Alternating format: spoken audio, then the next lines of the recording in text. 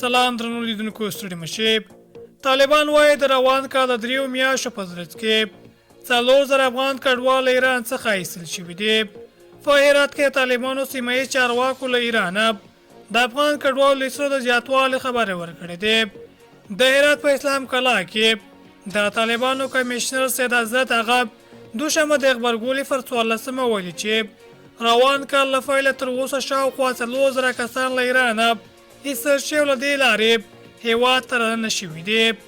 دی زیاتوي چې له ایران څخه د افغان کډوالو ایستل زیات شوي او هره ورځ له 2500 څخه ډېر کسان یوازې د اسلام کلا له لارې هېواد ته دننه کېږي. هغه من له ایران یو شمېر هغه افغانان چې پاسپورټونه او قانوني اسناد هم لري وباسي.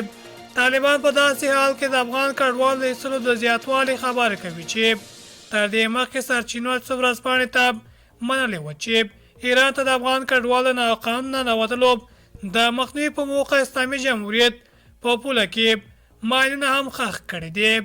واک ته طالبانو رسېدو وروسته ډېری هېوادوال په تېره بیا ځوانان امنیتي او اقتصادي ستونزو له کبله نور هېوادونو ته کډوال کېږي.